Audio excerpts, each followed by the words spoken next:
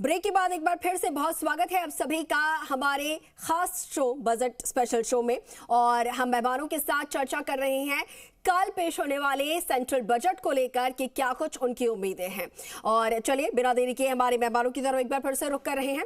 और इससे पहले कि मेहमानों की तरफ रुख करें, एक दर्शक हमारे साथ चूरू से जुड़े हैं, उनका रुख कर लेते हैं। कानाराम जी हमारे साथ है। कानाराम जी बहुत स्वागत है आपका जी राजस्थान पर। बताइए क्या आप बताना चाह रहे हैं।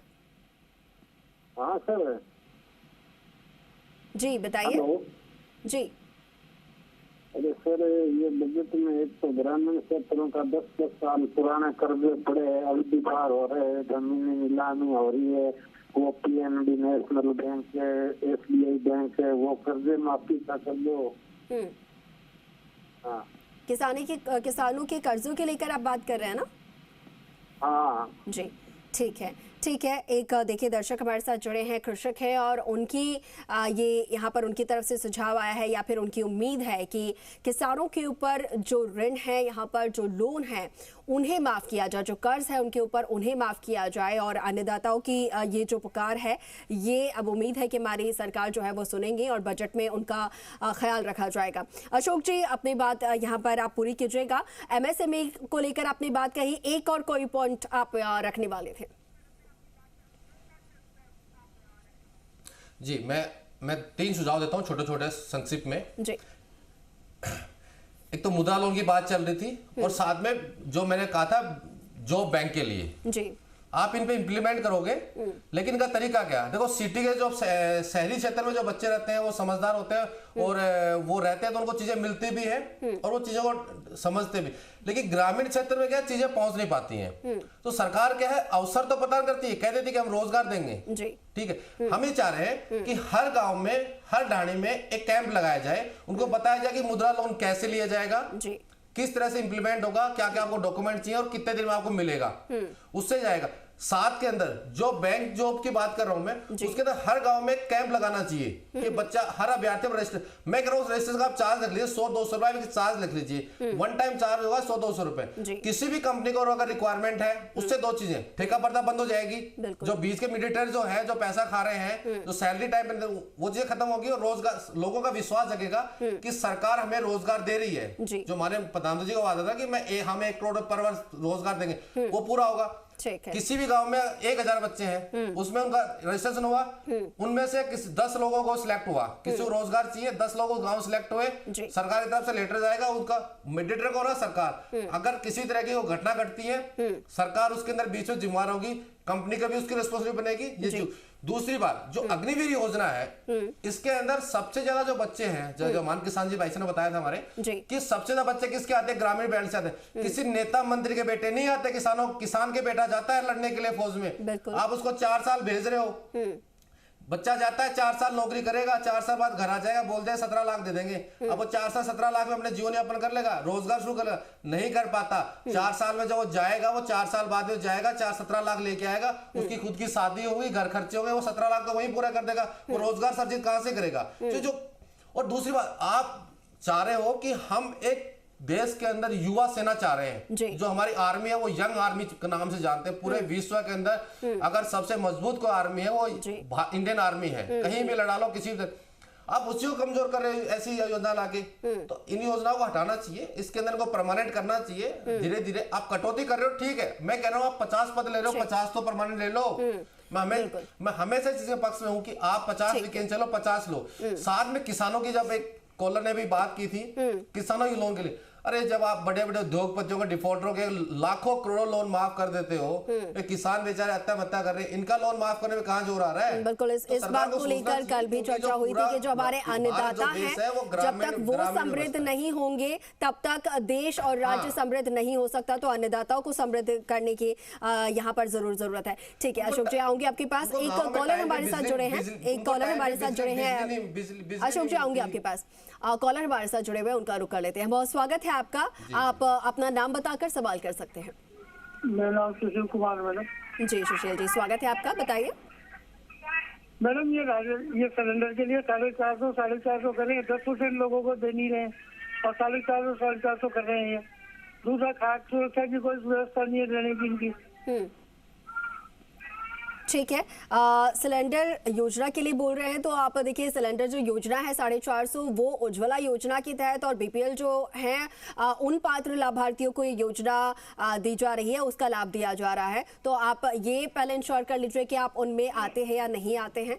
और इसके साथ ही और जो महत्वपूर्ण यहाँ पर पॉइंट्स हैं वो रखे जा रहे हैं दर्शकों की तरफ से। सुशील जी आपका बहुत शुक्रिया हमारे साथ जुड़ने के लिए और अपने सुझाव रखने के लिए। हेमलता जी मैं आपका रुख करूंगी। आपकी तरफ से कहा गया कि जो युवतियां हैं, आज की जो महिलाएं हैं वो हायर स्टडीज की तरफ बढ़ रही हैं, काफी ज्यादा टैलेंटेड है, हर एक क्षेत्र में आगे बढ़ रही हैं, लेकिन महिला सुरक्षा एक बहुत बड़ा मुद्दा है। महिला सुरक्षा को लेकर सरकार से महिलाएं क्या चाहती हैं, क्या कदम सरकार की तरफ से ऐसा उठे कि महिलाएं सुरक्षित रहे, खुद को महसूस करें जहां पर भी रहे, भारत के किसी भी कोने में रहे। महिला सुरक्षा को मजबूत करने की बहुत आवश्यकता है और चूंकि आज की महिलाएं वर्किंग हैं, पढ़ने के लिए जाती हैं और सारे काम करने के लिए जब वो बाहर निकलती है तो उनको एक सेफ एनवायरनमेंट चाहिए, तो उनके साथ में किसी तरह का दुर्व्यवहार नहीं हो, उनके साथ अपराध नहीं हो, इसलिए मजबूत कानून बनाने की आवश्यकता है। उसके साथ में मैं एक सुझाव देना चाहूंगी जो इस बजट के साथ में इम्प्लीमेंट हो सकता है कि हमें अपने युवाओं को जो नशा और अपराध की तरफ जो गति कर रहे हैं उनके लिए कुछ ऐसा कोई बजट ऐसा तैयार किया जाए कि नशे और अपराध की तरफ युवा नहीं जाएं। ऐसी संस्थाओं को प्रमोट करने के लिए बजट हो जो युवाओं को आपराधिक गतिविधियों में लिप्त होने से बचाए। तो जब अपराध की तरफ युवा नहीं जाएगा तो युवतियां अपने आप को सेफ महसूस करेंगी। ऐसी सेफ मजबूत कड़े कानून बनाए जाएं, ऐसे सेफ्टी ऐसे जो सेंसिटिव जो एरियाज हैं वहां पर सीसीटीवी कैमराज और कड़े सुरक्षा के इंतजाम हो, वर्किंग प्लेस जो हो सेफ हो, ऐसा एनवायरनमेंट अगर प्रोवाइड कराया जाता है तो फीमेल्स महसूस कर पाएंगी कि बाहर निकल करके अपना रोजगार या अपनी जो पढ़ाई है ये एक अच्छा सुझाव है। लेकिन जहां पर सीसीटीवी कैमराज लगे होते हैं, चाहे हम दफ्तरों की बात करें या फिर कहीं की भी बात करें, सीसीटीवी कैमरा लगे होने के बावजूद भी जो टीजिंग होती है उसको लेकर क्या सरकार यहां पर कदम उठा सकती है? उसको लेकर के स्ट्रॉन्ग पॉलिसीज बनाई जाए। जो महिलाएं हैं वहां का जो एनवायरनमेंट है, वर्किंग एनवायरनमेंट, वो अपनी बात को कहने के लिए फ्री फील करें कि मेरे साथ में कोई दुर्व्यवहार हो रहा है तो मैं इसकी शिकायत प्रॉपर जगह पे करूं और उस पर कोई निस्तारण साथ के साथ हो, जिससे कि अपराधियों में डर होना जरूरी है। तो कड़े कानून जब तक नहीं होंगे तब तक अपराधी अपराध करने से नहीं डरेंगे। तो सुरक्षा के लिए कड़े कानून और उसके लिए कुछ बजट जो है वो निर्धारित होना जरूरी है। और आजकल बहुत सारे डिजिटल एप्स जो हैं महिला सुरक्षा के लिए बहुत उपयोगी हैं, तो उन डिजिटल एप्स को हम प्रमोट कर सकते हैं। और साइबर सिक्योरिटी की जो वर्कशॉप्स हैं, महिलाओं को अपने लीगल राइट्स इनकी वर्कशॉप से भी उन्हें हम अवेयर कर सकते हैं ताकि वो फ्री फील कर सके जहां वर्किंग प्लेस पे जब वो काम करने जाए तो उनमें एक डर ना हो, उन्हें पता है कि कोई कड़ा कानून है जो उन्हें सुरक्षा दे सकता है, तो वो फ्रीली अपना काम कर पाएंगी। बिल्कुल बिल्कुल हेमलता जी, ये इसके बहुत साथ अच्छी ही मैं जो महिलाओं और युवतियों के लिए जी हेमलता जी बोलिए। इसके साथ ही मेरा एक छोटा सा सुझाव है कि फीमेल्स के लिए जो स्टार्टअप्स हैं, अभी जो रिसेंट में जो इंडस्ट्रीज है, अगर हम डिजिटल मार्केटिंग की बात करें, ऑनलाइन मार्केटिंग की बात करें, फिटनेस इंडस्ट्री की बात करें, फूड इंडस्ट्रीज की बात करें, मेडी टूरिज्म की बात करें, और इसके अलावा अगर हम बात करें तो एग्री टूरिज्म जो है, एग्री टूरिज्म या फिर टूरिज्म सेक्टर में महिलाएं बहुत अच्छा अपना योगदान दे सकती हैं। तो उनको प्रमोट करने के लिए ऐसी फ्लेक्सिबल लोन स्कीम्स हो, उनको ट्रेनिंग दी जाए। जैसे कि आज से कुछ समय पहले हमारे यहाँ से लोग ट्रीटमेंट के लिए विदेश जाया करते थे। आज ना यहाँ पर जो टूरिज्म है वो मेडी टूरिज्म के आधार पे भी देखा जा रहा है, क्योंकि यहाँ पर इलाज अच्छा, सस्ता और विश्वसनीय होता है। तो इसलिए बहुत से फॉरेन टूरिस्ट यहाँ इलाज के लिए भी आते हैं। तो ऐसे सेक्टर्स में, फिटनेस सेक्टर्स हो, फूड एंड न्यूट्रिशन सेक्टर हो, वहां पे महिलाएं बहुत अच्छा काम कर रही हैं। तो उनके बिजनेस को प्रमोट करने के लिए लोन स्कीम्स या कुछ ट्रेनिंग स्किल्स स्कीम्स को प्रमोट करने वाले बजट होने चाहिए। स्पेशली अगर मैं बात करूं कि अगर कोई फीमेल जब अपना स्टार्टअप शुरू करना चाहती है तो उसको फैमिली, चाहे उसकी मैरिज से पहले की फैमिली हो या आफ्टर मैरिज फैमिली हो, बिजनेस के लिए ये उसको पूंजी देने में एक बार कतराती है। बहुत कम फैमिलीज ऐसी होंगी जो फीमेल्स को बिजनेस के लिए ये पूंजी दे पाए। तो अगर ऐसी महिलाओं को, टैलेंटेड महिलाओं को अगर गवर्नमेंट की तरफ से फ्लेक्सिबल लोन स्कीम्स और साथ ही ट्रेनिंग दी जाए तो वे आसानी से अपना व्यवसाय कर सकती हैं। और आप देख सकते हो कि एक छोटे से गांव में बनाया हुआ प्रोडक्ट ग्लोबल लेवल पर जब उसको एक्सपोजर मिलता है ऑनलाइन माध्यम से, तो वो आज डिजिटलाइजेशन का परिणाम है। बिल्कुल। अगर प्रॉपर ट्रेनिंग मिलती है उन्हें और अगर उन्हें लोन मिल जाता है बिना इंटरेस्ट का, तो ये उनके लिए काफी हेल्प होगी। ठीक है हेमलता जी, आऊंगी आपके पास और बहुत जो अच्छे सुझाव है आपकी तरफ से आए हैं। एक कॉलर हमारे साथ करौली से जुड़े हुए हैं, उनका रुख कर लेते हैं। बहुत स्वागत है आपका, बताइए आपके सुझाव क्या है। नमस्ते मैडम। जी बहुत नमस्कार आपको। विजयराज मीना बोल रहा हूँ जी, बताइए। मैडम मैं ये कहता हूँ, मैं एक सुझाव देना चाहता हूँ बेरोजगारों की ओर से। मैडम जो हमारी जो पीड़ा होती है ना, उनको सुनने के लिए ये विभाग के मंत्री ये हमारी बात को नहीं सुनते। हम धरने पे 5-5, 20-20, 50-50 दिन तक पड़े रहते हैं। हमारा कोई ऐसा मंच हो जो हमारी बात सुनी जाए और हमारा बात को रखी जाए, कोई नहीं सुनता। 50-50 दिन तक धरने पे शहीद स्मारक पे पड़े रहते हैं, मंत्रियों का ध्यान नहीं जाता है जी। बिल्कुल। तो देखिए ये जो बेरोजगार युवा हैं उनकी तरफ से उनकी जो पीड़ा है वो सामने आ रही है कि कितने ही दिनों तक सड़कों पर वो बैठे रहते हैं, धरना देते रहते हैं, लेकिन उनकी सुनने वाला कोई नहीं होता है। उनके लिए एक बॉडी, एक ऑर्गेनाइजेशन ऐसा होना चाहिए जो कि जो युवा है बेरोजगार उनकी बात पहुंचाए सरकार तक। ठीक है, बहुत शुक्रिया आपका हमारे साथ जुड़ने के लिए, अपना महत्वपूर्ण जो सुझाव है हमारे साथ साझा करने के लिए। रमेश जी आपका रुख करूंगे। एग्रीकल्चर को लेकर बात हो रही है तो एजुकेशन को लेकर भी हम बात कर लेते हैं। एजुकेशन में आम परिवार की भी बात की जाए या फिर जो युवा हायर स्टडीज करना चाहते हैं उनके लिए बात की जाए। एजुकेशन लोन जो है उनका इंटरेस्ट इंडिया में काफ़ी ज़्यादा हाई है। और एजुकेशन अगर सिस्टम की भी बात की जाए तो इंडियन एजुकेशन सिस्टम जो है उसको लेकर भी कई बार सवाल उठते हैं। इसमें क्या चेंजेस आप चाहेंगे? देखिए अंकुर जी, मैं आपकी बात, तो बड़ा अच्छा विषय आपने कहा कि जब हम युवा हैं तो सबसे ज़्यादा ज़रूरत हमें है शिक्षा की।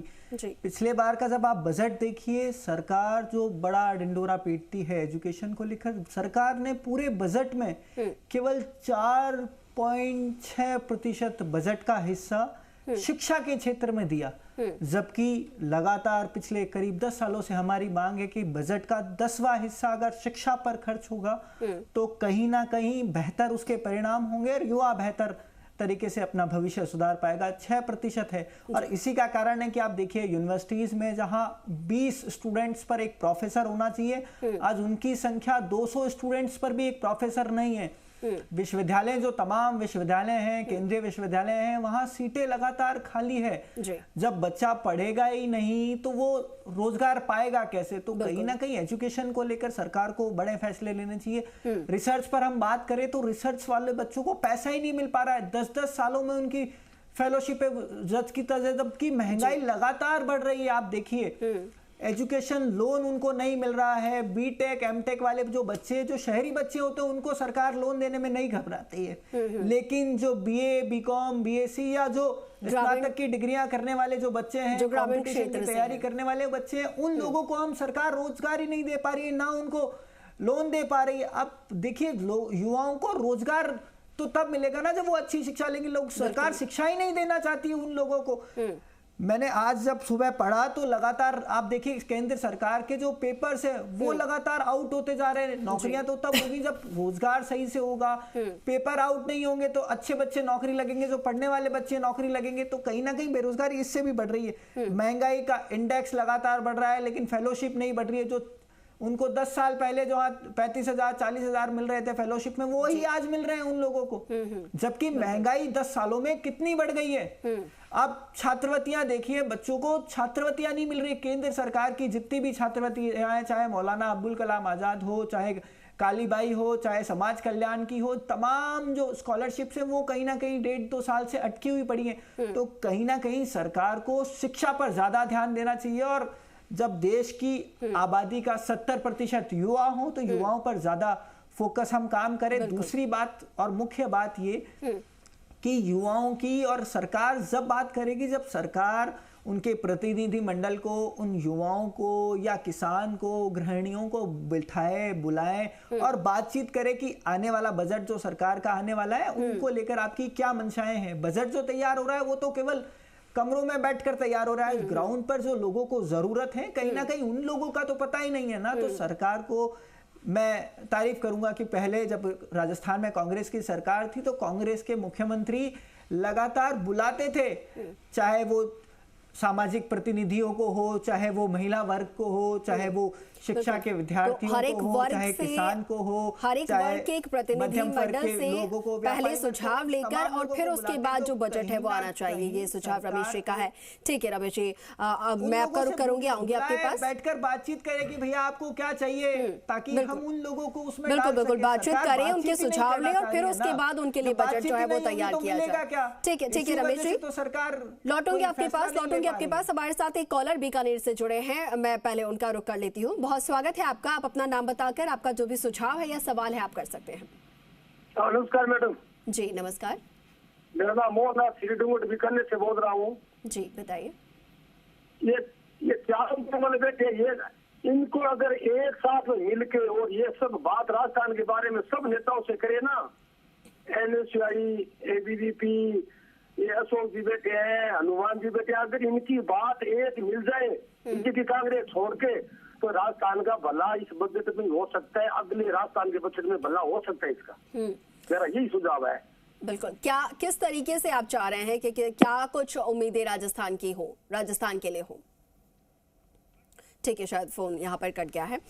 मैं रुक कर रही हूँ हनुमान जी का। हनुमान जी देखिए, बात एजुकेशन सिस्टम को लेकर हो रही थी और ये हो रही थी कि जो स्टूडेंट्स हैं उन्हें प्रॉपर एजुकेशन मिल पाए, और तभी, और लोन की भी अगर बात होती है तो उन्हें जो लोन का इंटरेस्ट है वो अगर कम मिलता है तो ऐसे में जो हमारे युवा हैं, जो हमारे छात्र हैं, वो ज़्यादा से ज़्यादा पढ़ेंगे और ज़्यादा पढ़ेंगे तो ऐसे में रोज़गार मिलने में उन्हें सहूलियत होगी। लेकिन अगर यहाँ पर बात कर रहे हैं हम स्किल डेवलपमेंट की, तो जो ग्रामीण क्षेत्र के स्टूडेंट्स हैं जो कि कम पढ़ना चाहते हैं लेकिन उसके बावजूद उन्हें कोई ऐसा विकल्प चाहिए बिजनेस के लिए, MSME की जैसे कि हम सेक्टर की बात कर रहे हैं, बढ़ता हुआ सबसे ज्यादा उद्योग है, तो ऐसे में स्किल डेवलपमेंट जो है उन्हें ग्रामीण क्षेत्र के युवाओं से कैसे जोड़ा जाए? देखिए मैम, क्या होता है कि जो शिक्षा है ना, शिक्षा के क्षेत्र में जब तक राजनीतिक प्रभाव पड़ना बंद नहीं होगा। हनुमान जी समय कम है, थोड़ा जल्दी से संक्षिप्त में एक बार बता दीजिए। चुनाव हो ठीक। जी मैम होता क्या है कि शिक्षा के जो क्षेत्र है वो राजनीतिक रूप से प्रभावित होता है, इसलिए कोई भी सरकार अगर किसी भी योजना को अमल करती है तो वो सतत रूप से ज्यादा। ठीक है, बहुत बहुत शुक्रिया आप सभी का।